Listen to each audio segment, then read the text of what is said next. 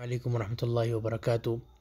دوستو، آج آپ کے سامنے میں انتہائی ضروری جو روزمرہ زندگی میں آپ کو انتہائی جس کی ضرورت پیش آتی ہوگی وہ کلمات اور ان کی عربی لے کر حاضر ہوا ہوں کہ اکثر اوقات جب ہم کسی فوتگی پر تعزیت کے لیے جاتے ہیں تو یہاں پر عربی میں تعزیت کے کلمات اور الفاظ جو ہے وہ بولنے میں جو ہے نا جی کافی لوگوں کو دقت محسوس ہوتی ہے۔ لوگ تعزیت کرنے جانے سے جو ہے نا جی وہ کافی ہچکچاتے ہیں کہ کیسے تعزیت کریں گے۔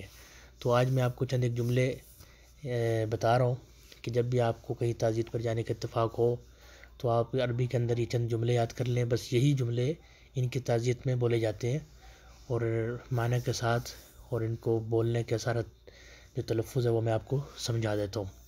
سب سے پہلے جب آپ ملیں گے، جس گھر میں آپ جائیں گے فوتگی ہوئی ہوگی، تو لواحقین سے جب آپ کی ملاقات ہوگی تو یہاں پر اکثر ایسا ہوتا ہے کہ یہ لوگ لائن میں ایک جگہ پر چیئرز وغیرہ پہ جو میت کے لواحقین ہوتے ہیں وہ بیٹھے ہوتے ہیں، تو جو بھی جاتا ہے وہ ان سے سلام کرتا ہے اور اس کے بعد ہر کسی سے یہ تعزیتی جملے بولتا ہے۔ سب سے پہلا جملہ ہے جی عظم اللہ اجرکم، عظم اللہ اجرکم۔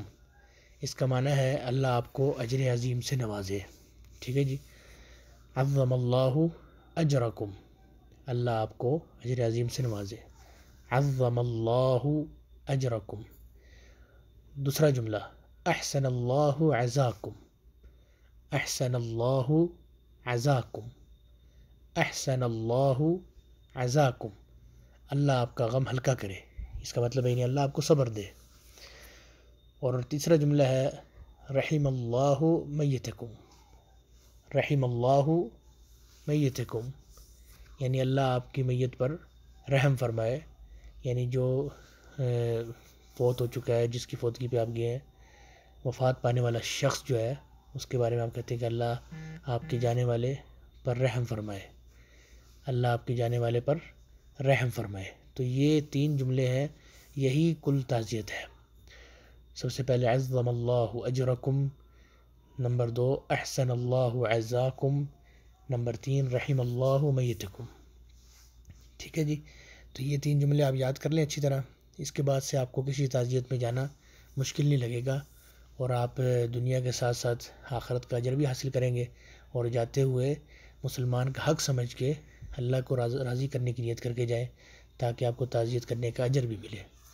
اور اس طرح آپ تعزیت جب یہ تین جملے بولیں گے آپ کی تعزیت مکمل ہو گئی۔ بس اگر آپ کو مزید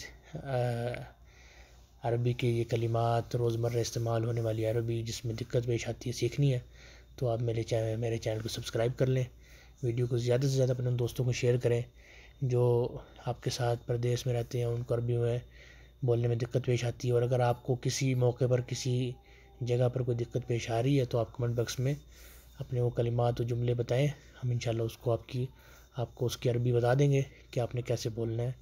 اور انشاءاللہ ہمارے ساتھ رہیے گا، ہمارے چینل کو سبسکرائب کر لیجئے۔ السلام علیکم ورحمۃ اللہ وبرکاتہ۔